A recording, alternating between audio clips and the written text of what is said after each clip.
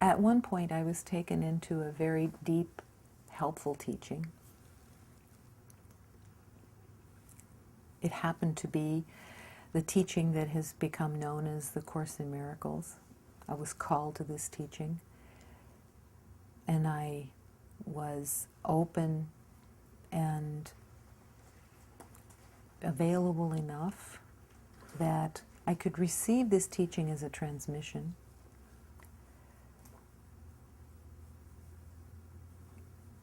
And invite. And in the wisdom, before I could even begin with this teaching, the beloved who had been my guide, who had been my brother for most of the conscious seeming journey, Jesus. We've got static again. Maybe you're here.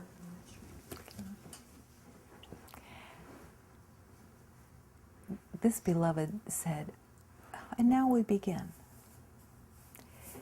And we begin with no rules. We begin with no linear movement. I will guide you to what is most helpful moment to moment. So you will not use this teaching linearly. You will not begin at the beginning and go through to the end. And why was this? Just to mess with me? Possibly. But really, it was shown almost immediately. Oh, what brilliance. Because the identity, the particular identity that I identified with,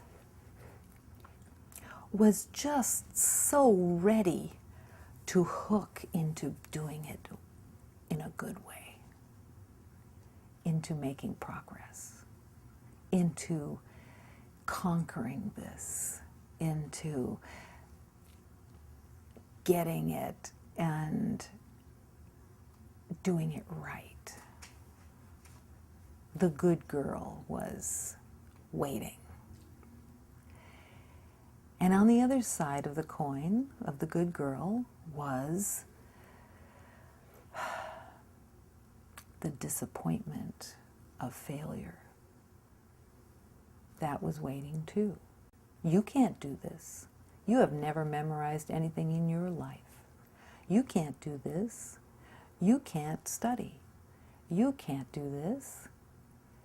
You'll never get this. Look at all these words. It's ridiculous. That was there too. Because the ego is always doing battle with the ego. So it has to have two sides. So the good girl has to battle with the failure. So in this brilliance, I was guided. Stay here in this teaching until your awareness opens that it is complete. A month on one paragraph? What? I'm gonna not make it to the end. I won't succeed. That was part of the healing. There is no success. Visions of learning this teaching would, not really visions, but fantasies, would come out of the unconscious and tempt to do it by the rules of the world. And yet, the guidance was always there. But it's linear. I have to go this way. No, come back over here. Enter here. Receive this. This was not limited to this particular teaching. This opened a new way with every teaching, that there was no way that there was no success. And for the most part, the funniest part of it is that there was never any new intelligence that came in that could memorize things like, let me memorize this and spout this off to somebody else. No. But it was completely in the heart. This heart was bursting in every moment of being with this teaching. Filled. Every cell filled. And with every cell that was filled with the truth, transformation. A letting go of identity, a letting go of a belief, no memorization. But the heart now could speak of love. The heart could speak and could affirm in any moment within the day.